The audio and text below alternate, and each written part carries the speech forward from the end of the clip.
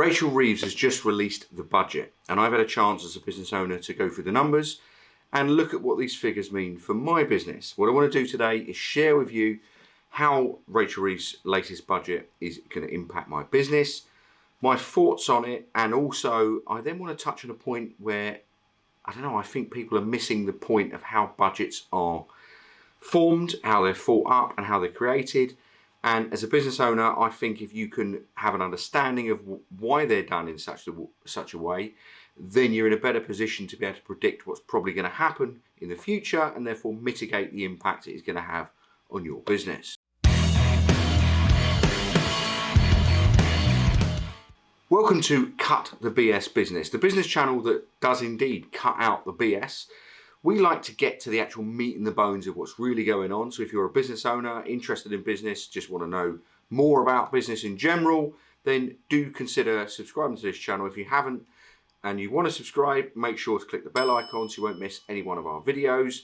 And if you do like this video, make sure to give us a thumbs up.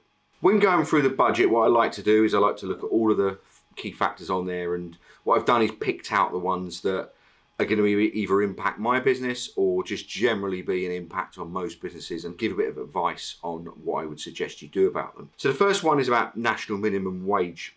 With national minimum wage, it's going from $12.21 to $12.71 in April 2026. Now the obvious thing this is going to impact is going to be those people on minimum wage that work for your business. If you're in that position, then you're going to have to put them up by it. And to give you the maths of it, if you take out national insurance and you take out tax and you had 10 people on minimum wage all doing 40 hours a week, it would cost your business a little over £10,000 a year. But it's going to have a couple of other impacts as well. The other one's going to be something called compression. Now compression itself is where if you had people on, let's say at the moment you've got grade 1 employees that are on minimum wage, and the next ones happen to be on 40p more an hour, and after that another 40p for the next grades. The problem is if you raise the minimum wage by 50p, you're then going to have to sit there and knock on the bracket up and the bracket up from that and the bracket up from that. So before you know it, you can end up knocking all your staff's basic money up, and it could have a real impact. For my business, to be honest with you, we don't have anyone on minimum wage, so it's not actually impacting us at all.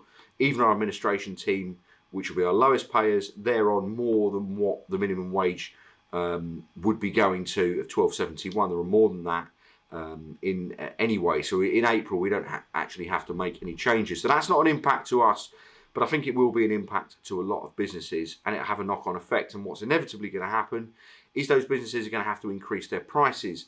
And the simple maths of this, whenever they increase the minimum wage, to compensate for it, businesses have got to increase their prices, which means when you go to the shops, everything's that bit more expensive to compensate for it. And before you know it, any benefit you had from an increase in your minimum wage has been taken away because the prices go up. It just draws inflation. I want to touch on mileage tax for EVs.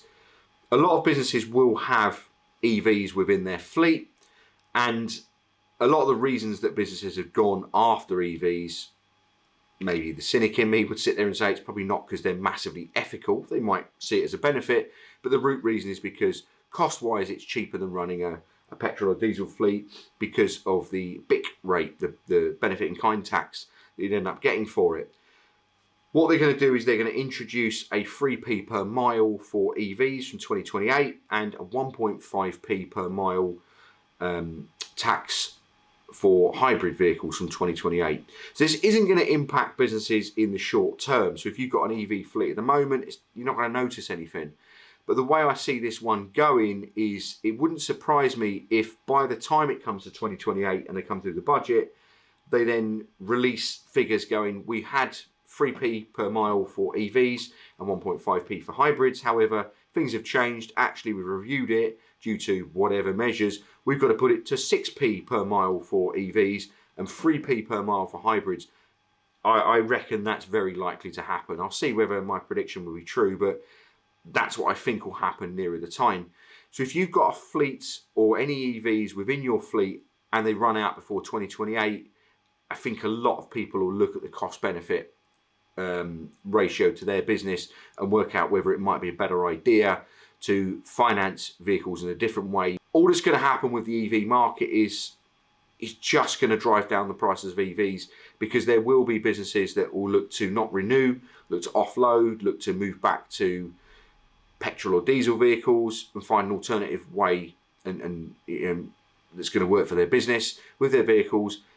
And with the tax, with the targets that the government have regarding EV sales in the UK, you're just going to impact that.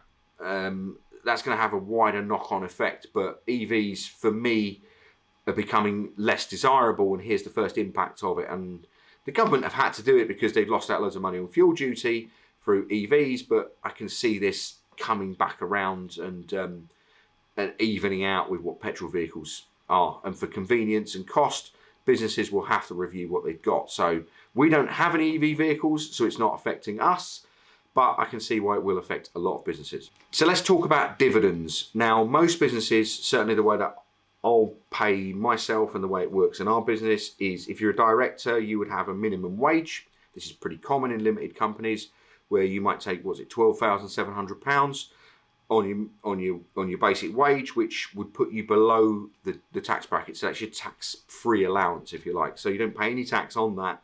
And then the rest of your money you would pay yourself on a dividend. Now, at the moment, that's 8.5% for the basic your basic tax rate on dividends. So 8.5%, it's not massive. There was talks in the budget they was going to raise that up to 16.5%.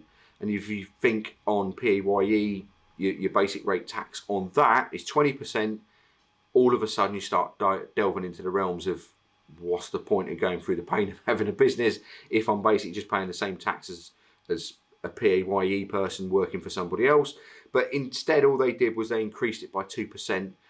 I suspect the government did the leak of it to try and test the waters, and they realised it was going to be a bit of a problem, or they might have done the tactic of, we're going to increase it by a scary amount, and then when they still increase it, but it's not that much, people don't kick up as much of a fuss. What impact's it going to have on my business? So let's say I took 60,000 on a dividend, it's going to cost me about £1,200. But it is something which I foresee they are going to start moving to increase dividend taxes on each budget as they come along. I can just see a theme of that. There will be a limit, but what it will do is be a deterrent for people either wanting to start businesses, or businesses will get smarter and they will start to register the businesses abroad and do every loophole they can, maybe legitimately funnel money into foreign investment or whatever, but it will be there'll be less incentive to want to do business in the UK or start a business or have a business in the UK if dividends get too high. I think at 2%, most businesses will kind of swallow it and move on, and I think the government know that. But in future, I can see it creeping up. So it's not a major problem for my business at the minute, but I can just see in forthcoming budgets, 5 years' time, we were above the 10% bracket on that, 12% maybe. I can see that coming. So what about other changes that the government are making? And I want to kind of whiz through these themselves. So you got mansion tax, which, although directly for a business isn't going to affect a business, there'll be owners of businesses that will have properties that may be over the £2 million bracket. And if you've got that, you're going to have a tax coming in on that amount. I don't. I own a 3-bed house that's below the bracket, so I'm okay. Cap on pension salary sacrifices. So with pension salary sacrifices, this is coming in from April 2029. So only the first 2,000 of salary sacrifice pension contributions will be exempt from national insurance. So above that, NI applies. That raises 4.7 billion, but that's not coming in for a few years to 2029. With salary sacrifice, why are the government doing this? Why wouldn't they help people out? With that, what you tend to get is the advice is to avoid the stealth tax bracket you're going into. You'll sacrifice some of your salary and put it into a pension or another scheme, and therefore you're not getting taxed on that money. And although you're not going to see that money, instead of you basically giving it to the government, you're going to put it into a pension. So you won't see it short term, but it will benefit you in the future. So it's yet another way. And the way I see salary sacrifice schemes going is I just think they'll start to remove more and more of them. And you'll force people one way or another into having to pay that money in tax one way or another. I just want to touch on business rates as well, because there's some good news for some businesses and some bad news for other businesses. So if you've got a retail business or hospitality business, there is going to be relief that are going to be putting in from April for business rates on that. So it is going to save money. For me, the reason why they're doing this, even though it sounds great, is a lot of those businesses that are retailers, hospitality, well, where are your minimum wage workers? They're working in those environments, not exclusively, but that's a heavy market for minimum wage people. Well, if you're putting up the minimum wage by 50p and you've already put it up on the last budget by a load of money as well, that's having a massive impact on employment of minimum wage workers. So to try and offset that, and they know the market is impacting, even though I know they've said there's not a tax on workers, but they're dragging more workers into the higher tax brackets, so it is a tax on workers. It helps businesses offset some of that increase in cost. I suspect that won't benefit. I think, for me, if you've increased minimum wage the rate that it has been, businesses are just going to be in a position where they're either making layoffs or they're allowing for when people leave, not to hire in their place and not to release new jobs and just say, look, we're putting hiring freeze onto existing staff, but putting more workload on existing staff that they have. That's what I think is probably going to happen, or they're just going to try and replace a lot of those jobs by AI and automation. I don't think it's going to have the benefit of keeping people in work. I think it's going to have a knock-on effect for a lot of lower level workers that can be replaced or their work can be duplicated elsewhere. I think businesses are just going to do that. So how's business rates actually affecting my business? Well, we don't have business rates on our office. Basically, what we did was when we negotiated the deal for the offices that we have, we wanted them to be included with the actual rent. But you can negotiate different rates and deals and all sorts of stuff. And we're pretty hard negotiators. So we ended up getting into the position where business rates themselves, we have it included. We have all of our gas, electricity and utility bills included in that rent. So if there are any increases, it doesn't hit us. We locked in for a reasonable period of time. So our landlord of the offices, they've got a tenant for a while, but it's also a good deal for us because we haven't got, it's predictable. And as business owners, you want predictable outgoings. If you're planning and scheduling for things like that ahead, what you want to do is anything that's going to be a cost that could be affected by budget changes like that, if you think of them like that, you factor that in and you bake that into the way you negotiate different packages and deals with companies. They're going to want security, they're going to want an agreement with you, but if you've got leases, if you've got any kind of long-term things that are outgoings for your business, you want to try and fix those costs. Some businesses will go, well, I get a cheap deal today, which is great, and then I'll work out from increases in profits how I manage to cover my costs in a year's time or 2 years' time. I don't think that's a good idea. I think what you want is you want to negotiate deals that can work for you now, that might cost you a little bit more in the short term, but secure you for the long term. Because therefore you know what your costs are, you can work with your costs, you can manage your costs, and you don't have nasty surprises from increases here and there. So many businesses get caught out by nasty surprises with budgets, and I think you need to protect yourself. So the impacts of this budget on my business doesn't impact our minimum wage because we don't employ any minimum wage people. It doesn't impact on business rates because we've got fixed business rates on here. We don't have any EVs, so that's not going to impact us. We're own our own vehicles, so there's no impact on that. The only impact that this budget is having on my business is the dividend, which is going to cost me about £1,200 a year extra if I take a 60 grand dividend next year. So all in all, actually we've worked out all right. But this brings me on to my final point about budgets, because I see a lot of talk on social media, and it kind of annoys me, if I'm being honest with you, the way that people look at budgets. You have a lot of people, and I understand why people are frustrated, but they'll kind of look at it and go, I voted for this government, why haven't they looked after my interests? And the blunt reality is they don't care about Dave at number 22 and what his thoughts on Rachel Reeves' economic policy is. It's not made for you. And this is the thing. Budgets used to be made for the people. They used to be made for votes. They used to be made to try and appease problems. These days, though, the government are basically debted up to the ears.